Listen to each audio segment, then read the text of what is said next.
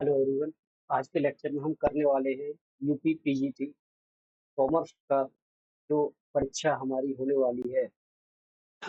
तो जो परीक्षा हमारी होने वाली है 15 और 16 अक्टूबर, है ना।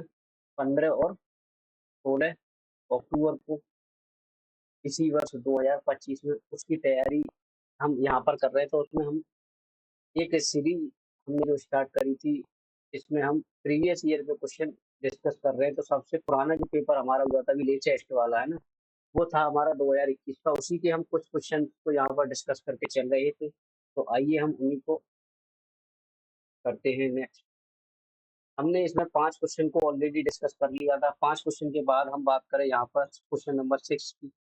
तो क्वेश्चन नंबर 6 में लिखा हुआ है कि जब अंशों का हरण किया जाता है तो अंश पूंजी खाते को हम डेबिट करते हैं। मतलब जब हमने हरण किया अंशों का, है ना, तो हम अंश पूंजी खाते को डेबिट करेंगे। तो जब हरण करने की एंट्री होती क्या है, वैसे देखो नॉर्मली क्या होती है हमारी, शेयर कैपिटल अकाउंट डेबिट होता है ना। और शेयर कैपिटल अकाउंट डेबिट होता है। टू टू में क्या लिखा जाता है, शेयर फॉर फ्यूचर, है ना, फॉर फ्यूचर लिखा जाता है। और टू में क्या लिखा जाएगा, और जितना कॉल का पैसा हमें नहीं मिला, जैसे कि हम यहाँ पर मान लीजिए हमें अलॉटमेंट का पैसा हमें नहीं मिला, है ना, तो यहाँ पर हम अलॉटमेंट डाल देते थे। हमें यहाँ पर मान लीजिए फर्स्ट कॉल का पैसा नहीं मिला, तो हम यहाँ पर फर्स्ट कॉल का पैसा डाल देते थे, है ना।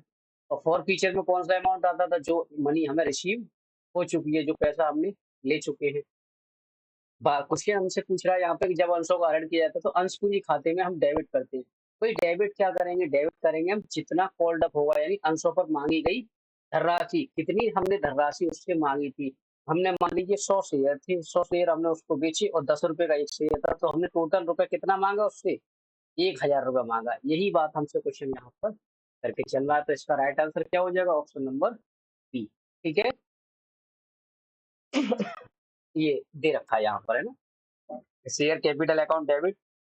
टू कॉल्स मनी, यानी कॉल सी कॉल नहीं मिली, अनकॉल्ड अनपेड जो है। तो कॉल्ड अप कितना हमने मांगा था, और पेड अप मनी यानी कि कितना मिल चुका है। यहाँ पर शेयर कैप फॉर फ्यूचर में वो अमाउंट आता है। ठीक है, क्वेश्चन क्लियर है। क्वेश्चन नंबर 7 की ओर आती है। तो इसमें पूछ रहा है मालथस के जनसंख्या सिद्धांत का जो अनुसार क्या उन्होंने कहा था। तो मालथस ने जो कहा था वो कही थी उन्होंने कि जो जनसंख्या है हमारी वो ज्यामितीय रूप से बढ़ती है, ज्यामितीय रूप से बढ़ती है ना। तो इसमें क्या लिखा है इन्होंने कि मालथस के जनसंख्या सिद्धांत के अनुसार जनसंख्या जो वृद्धि होती है हमारी वो ज्यामितीय रूप से बढ़ती है, जबकि खाद्यान्न अंकगणितीय रूप से बढ़ता है। यानी कि खाने की चीजें जो है हमारी वो किससे बढ़ती है, वो अंकगणितीय रूप से बढ़ती है। और जनसंख्या हमारी हमेशा ज्यामितीय रूप से जो है वो वृद्धि करती है। ठीक है, ज्यामितीय रूप से वृद्धि का मतलब क्या होगा, जैसे कि दो, चार, चार का डबल 8 से 16 है, फिर 32 है, डबल बढ़ती है, डबल तरीके से बढ़ रही है। और खाद्यान्न की बात करें हम, तो यहाँ पर डबल नहीं देखने के लिए मिलता हमें। यहाँ पर जितना इंक्रीजमेंट हमें फर्स्ट यूनिट पे मिलता है, उतना ही यूनिट में इंक्रीज हमारा सेकंड में होता है। जैसे कि हर जगह कितने कितने का डिफरेंस है, 2 नंबर का डिफरेंस है। इसको बोलते हैं हम अंकगणितीय। ज्यामिति का मतलब पिछला नंबर का डबल होके अगला नंबर बन जाता है। बात क्लियर है। क्वेश्चन 7 हुआ। अभी आते हैं क्वेश्चन नंबर 8 की ओर। ठीक है,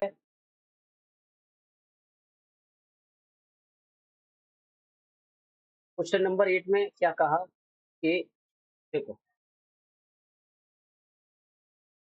कि निम्नलिखित सूचनाओं से अशोध एवं संदिग्ध ऋण संचय की गणना कीजिए। अशोध एवं संदिग्ध ऋण मतलब जो पैसा हमारा डूब जाता है उसकी गणना करवा रहा है हमसे कि कौन सा इसमें पैसा है जो हमारा डूब चुका है ना।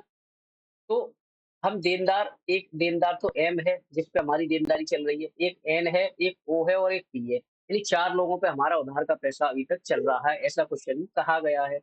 एम पर जो हमारा उधार का पैसा है, जो जिसको डूबने की संभावना है, वो कितनी है, 3200 रुपए की। ठीक है जी। उसके बाद बात करें हम देनदार एन की, जहां पर 8,000 में केवल 70% पैसा वसूल हो जाएगा। जब 8,000 में से 70% पैसा वसूल हो जाएगा तो 30% पैसा आपका डूब जाएगा, है ना। 30% आपका पैसा डूब जाएगा। तो जब 8,000 का 30% निकालेंगे तो कितना आएगा, 2400 रुपये, ये डूबा हुआ है। वो एक उधारी हमारी चल रही है 6,000 की, जहाँ से केवल 60% वसूल हो सकता है, तो कितना डूब जाएगा यहाँ पर 40%। तो ये हो जाएगा हमारा 2400 रुपया। वही बात करूं मैं, देनदार एक पी है, जिस पर मेरा 4,000 रुपये आर्थिक स्थिति उसकी खराब है।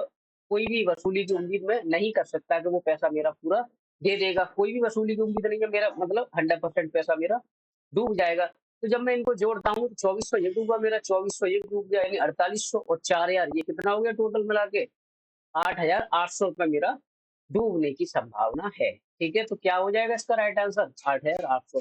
जो देनदार एम था ना यहाँ पर 3200 रुपये का, यहाँ पर कहा गया अशुद्ध अपलिखित किया जाना है। अपलिखित मतलब रिटर्न ऑफ किया जाना है, वो दे देगा पैसा, है ना, रिटर्न ऑफ करने की बात कर रहा है। बात क्लियर है। क्वेश्चन नंबर 9 की ओर आते हैं। क्या कहा गया यहाँ पर कि 31 मार्च 2019 को हमारे टोटल देनदारी कितनी थी? 25,000 की थी। टोटल देनदारी 25,000 की थी। उसमें से हमारा 1,000 रुपए जो है बैड डेट से, मतलब 25,000 में से 1,000 रुपए हमारा डूब जाएगा। यदि देनदारों पर हम छूट की दर को 2% और जो अप्राप्य ऋण है उसके प्रावधान की दर को हम 5% कर दें, तो देनदारों पर छूट की राशि क्या रहेगी, वो बात हमसे यहाँ पर करी गई है। सबसे पहले मैं बात करूंगा कि मेरे टोटल देनदारी मेरी कितनी चल रही थी? 25,000 की। टोटल देनदारी 25,000 की चल रही थी। इसमें से 1,000 रुपये मैंने प्रोविजन का हटा दिया था कि वो पैसा मेरा डूब सकता है बैड डेट से, है ना। तो फिलहाल में मेरे पास पड़ा 24,000 रुपये बचा, यानी कि वो पैसा मेरा 1,000 डूब गया 25 में से, तो अब बचा मेरा 24,000 रुपये। क्या कहा इन्होंने कि यदि लेनदारों पर छूट की दर को आप 2% कर दें, मतलब आप जो लेनदार आपके थे उस पर 2% की छूट कर दें, यानी 25,000 था, है ना। पहले तो 25,000 था, तो उसमें से 1,000 मैंने, मेरा पैसा बैड डेप्ट हो गया। मेरे पास 24,000 बचा, मेरे पास 24,000 बचा। अब 24,000 में मैं क्या करूंगा? मैं करूंगा 2% छूट दूंगा उन्हें, और अप्राप्त ऋण के लिए प्रावधान बना दूंगा मैं कितने का? 5% का। तो मैं अगर 24,000 का 5% निकालता हूँ, 24,000 का 5% निकालता हूँ मैं, तो ये आएगा मेरा 1,200 रुपये। तो 1,200 रुपये का एक ये प्रोविजन और बना के चल दिया मैं। तो भाई 24,000 मेरा टोटल देनदारी चल रही है, इसमें से 1,200 रुपये और सोच लिया मैंने कि ये मेरा डूब सकता है। तो फिलहाल में मेरे पास कितना बचेगा? मेरे पास बचेगा 22,800। अब मैं क्या कह रहा हूँ सामने वाले से? मैं कह रहा हूँ कि 22,800 में मैं तुझे 2% की छूट दे दूंगा, बचा हुआ पैसा मेरे को क्या करना? वापस कर देना, है ना। तो आपसे पूछा गया कितनी छूट आप दे रहे हैं, तो मैं छूट जो दूंगा वो 22,800 की तो दूंगा। अरे जो प्रोविजन मैंने बना रखा है इसके बाद ही तो छूट दूंगा, तो 22,800 का 2% आपको सिंपली निकाल के बता देना है। तो मैं अगर यहाँ पर देखो 22,800 मल्टीप्लाई 2/100, ठीक है, 100 के डबल जीरो यहाँ से कट जाएंगे, इसका मल्टीप्लाई कर देना है। 228 का मल्टीप्लाई करेंगे तो 456 हो जाएगा, है ना। डबल हो जाएगा, 200 का डबल 400 और 28 का डबल 56, तो 456 इसका right answer option number A हो जाएगा। ठीक है जी। क्वेश्चन नंबर 10 की ओर आए तो 10 में क्या कहा है इन्होंने कि देनदारों से संग्रहण जो होता है, देनदारों से संग्रहण जो होता है उसकी बात कर रहा है। तो चालू अनुपात घटा देता है, ये घटाता है, चालू अनुपात को बढ़ा देता है ये, या फिर चालू अनुपात पर कोई प्रभाव नहीं पड़ता है। क्या कहना चाह रहा है ये कि जो हमारी उधारी है, जो हमारी उधारी चल रही है सामने वाले व्यक्ति पर, अगर वहां से वो पैसा हमें क्या हो जाता है, वो पैसा हमें रिसीव हो जाता है, मिल जाता है, वो पैसा हमें मिल जाता है, तो उससे हमारे चालू अनुपात पे क्या फर्क पड़ेगा? भाई वहां से पैसा मिला तो एक तरफ तो मेरा कैश बढ़ गया, मेरा कैश बढ़ गया, है ना। वही मेरे देनदार क्या हो गए? कैश एक तरफ तो मुझे प्लस हो गया, दूसरी तरफ मैंने देनदारी में से क्या कर दिया होगा? इसको माइनस कर दिया होगा। जहां पर मैं डेब्टर्स को मान लो 1,00,000 रुपए मेरी उधारी चल रही थी कहीं पे, उसमें से उसने क्या करा कि 1,00,000 रुपए में से 50,000 में आपको दे देता हूँ, 50,000 में आपको दे देता हूँ, तो मैं क्या करूंगा? कैश में 50,000 रुपए तो ऐड कर लूंगा, और यहाँ जब मैं 1,00,000 दिखा के चल रहा हूँ, यहाँ से 50,000 में कम कर दूंगा, तो यहाँ 50,000 रह जाएगा। देखिए इफेक्ट क्या पड़ा? 50,000 यहाँ बचा, 50,000 यहाँ बचा। पहले भी 1,00,000 चल रही थी उधारी मेरी, मतलब टोटल अमाउंट अभी भी 1,00,000 चल रहा है। तो मेरे, अगर हम इसको पढ़े यहाँ पर, तो अकॉर्डिंग टू मी कोई फर्क नहीं पड़ना चाहिए, है ना। एक बार इसको चेक कर लेते हैं कि यहाँ पर आते हैं। क्या कह रहा है ये कि ऑप्शन नंबर सी सही होगा कि देनदारों के संग्रह से चालू अनुपात पर कोई प्रभाव नहीं पड़ेगा, है ना। बात वही क्लियर है, कोई प्रभाव नहीं पड़ेगा। क्योंकि देनदारों से जो संग्रह हो जाता है वो देनदारों में तो कमी हो जाती है, दूसरी तरफ हमारी रोकड़ उससे बढ़ जाती है, तो बराबर का इफेक्ट पड़ेगा ना, बराबर का इफेक्ट पड़ेगा। भाई देनदार भी मेरे एसेट साइड में आते हैं, देनदार भी मेरी एसेट साइड में आती है और कैश भी मेरा एसेट साइड में आता है। जहां पर मैं देनदार को 50,000 दिखा के चल रहा हूँ सपोज करिए, वहां पर कैश मेरा, अब यहाँ से वसूली अगर इसकी हो जाती है पूरे अमाउंट की, तो यहाँ तो जीरो रह जाएगा, यहाँ पर 50,000 आ जाएगा, तो क्या फर्क पड़ा, है ना? 50,000 यहाँ से उठ के यहाँ पर आ गया। बात क्लियर है? क्वेश्चन नंबर 11 की ओर आते हैं। क्वेश्चन नंबर 11 में क्या कहा कि संगठन का वह प्रारूप जिसमें रेखीय प्रबंधकों को हम विशेषज्ञों की सहायता से उपलब्ध होती है। मतलब क्या कहना चाह रही है कि आपकी ऑर्गेनाइजेशन में एक्सपर्ट की जो असिस्टेंस होती है ना, वो लाइन मैनेजर के लिए अवेलेबल होती है, तो हम उसको क्या कहते हैं, हम उसको कहते हैं लाइन एंड स्टाफ, यानी रेखीय एवं विशेषज्ञ संगठन कहते हैं इसको हम। ठीक है? जब आप एक संगठन में रेखीय प्रबंधकों को विशेषज्ञों की सहायता उपलब्ध करवा देते हैं, विशेषज्ञों की स्पेशलाइज्ड व्यक्तियों की सहायता उपलब्ध करवा देते हैं, तो उसको हम कहते हैं लाइन एंड स्टाफ, है ना? हिंदी में कहें तो रेखीय एवं विशेषज्ञ संगठन। ठीक है जी? क्वेश्चन नंबर 12 की ओर आते हैं। 12 क्वेश्चन नंबर में क्या कहा है इन्होंने कि स्टॉक टर्नओवर रेशियो का क्या फॉर्मूला रहता है ना? तो स्टॉक टर्नओवर अनुपात जो होता है वो क्या होता है हमारा? तो वो होता है हमारा क्रियाशीलता अनुपात के लिए, एक्टिविटी के लिए, कि हमारे स्टॉक की जो टर्नओवर रेट है वो क्या रहेगी।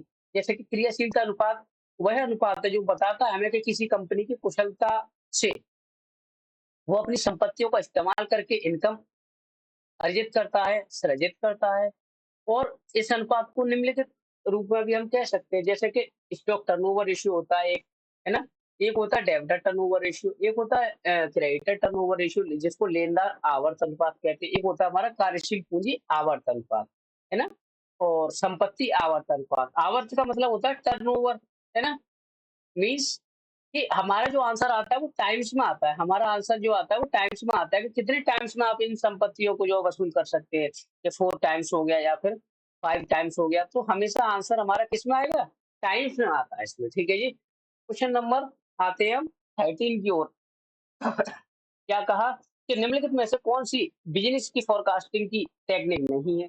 टाइम सीरीज, वेरिएंस एनालिसिस यानी कि काल श्रेणी हो गया, विचरण हो गया, प्रतीप गमन हो गया और आगम आगत निर्गत हो गया। ठीक है जी?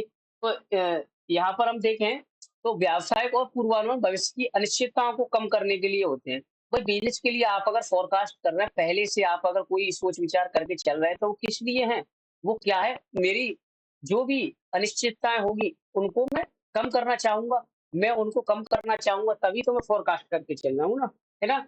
तथा नियोजन के लिए भी ये जरूरी होता है। नियोजन का मतलब क्या होता है? भविष्य के लिए प्लानिंग करना, भविष्य के लिए प्लानिंग करना। तो इसकी टेक्निक्स जो होती है वो ये है कि व्यावसायिक पैरामीटर बैरोमीटर टेक्निक होती है ना? प्रचलन विश्लेषण होता है, ये हमें मिल गया था वहां पर, है ना? एक और बहिर्वेशन विधि मिल गई हमें, प्रतिगमन विश्लेषण विधि मिल गई। ठीक है? आगत निर्गत विधि थी, उसमें टाइम सीरीज हो गया। अतः विचलन विश्लेषण व्यावसायिक जो टेक्निक होती है हमारी, इसमें कौन सी चीज को शामिल नहीं करते हम? वास्तविक परिणामों में विचलन अंतरों का विश्लेषण करता है। ठीक है? ऑप्शन नंबर इसका बी जो है राइट आंसर हमारा हो जाएगा। नहीं, वेरिएंस इसमें नहीं पढ़ा हमने, हमने टाइम सीरीज पढ़ लिया, हमने रिग्रेशन पढ़ लिया, हमने इनपुट आउटपुट पढ़ लिया, यानी कि ये ऑप्शन नंबर इसका कौन सा सही होगा? Option number C. ठीक है? क्वेश्चन नंबर 14 की बात करें तो कह रहा है कि प्रतिभूति प्रीमियम क्या होता है? पूंजीगत प्राप्ति होती है, आयगत प्राप्ति होती है, व्यक्तिगत प्राप्ति होती है या फिर चालू दायित्व होता है? देखो बैलेंस शीट अगर आपने तो बनाई होगी कि आप पीजी का पेपर देने जा रहे हैं ना, पीजी का पेपर देने जा रहे हैं, तो कभी भी बैलेंस शीट में ये तो आपने नहीं देखा होगा कि सिक्योरिटी प्रीमियम को हमने जो है चालू दायित्व माना होगा, है ना? चालू दायित्व तो आपके बीपी हो गया, बिल्स पेबल, है ना? बैंक ओवरड्राफ्ट हो गया, ये सारी चीजें होती थी, तो वहां तो ये जाता नहीं है। वही मैं बात करूं व्यक्तिगत प्राप्ति, ऐसा भी कुछ नहीं होता, ना आयगत प्राप्ति है, ये हमारी प्रतिभूति प्रीमियम जो होता है वो पूंजीगत प्राप्ति कही जाती है। ठीक है जी? पूंजीगत प्राप्ति। क्वेश्चन नंबर आज की क्लास का हमारा लास्ट है 15 नंबर क्वेश्चन, 16 से हम नेक्स्ट क्लास में जो है डिस्कस करेंगे। लास्ट क्वेश्चन को डिस्कस करते हैं कि सम विच्छेद बिंदु होता है। सम विच्छेद का मतलब होता है जहां पर मेरी टोटल कॉस्ट, यानी कि जहां पर मेरी कुल लागत किसके बराबर होगी? कुल लागत हमेशा मेरी कुल आगम के बराबर होगी। कुल आगम का मतलब क्या होता है कि जितना मैंने खर्चा किया उतना ही कमा पाया मैंने। ना तो मुझे कोई प्रॉफिट हुआ, और ना ही कोई मुझे हानि हुई है। तो ऐसा जो बिंदु होता है वो हमारा होता है सम विच्छेद का बिंदु। ऐसा बिंदु हमारा सम विच्छेद का बिंदु होता है, ठीक है? जहाँ पर आपके कुल आगम और कुल लागत क्या होती है? बराबर होती है मतलब ना तो आप प्रॉफिट में हैं, ना ही आप लॉस की कंडीशन में हैं। उसको बोलते हैं हम सम विच्छेद बिंदु। ठीक है जी? जैसे कि यहाँ पर कह रहा है ये कि आपका रेवेन्यू और आपकी जो कॉस्ट है, आपका ये वाला कॉस्ट की जो लाइन है और रेवेन्यू की जो लाइन है, वो क्या कर रही है? आपस में टच कर रही है। इसी पॉइंट को हम कहते हैं ब्रेक इवन पॉइंट, यानी सम विच्छेद बिंदु। ठीक है? बीईपी। बात क्लियर है? क्वेश्चन नंबर 16 से हम नेक्स्ट क्लास में डिस्कस कर लेंगे। आई होप लेक्चर आपको अच्छा लगा होगा। Thank you so much.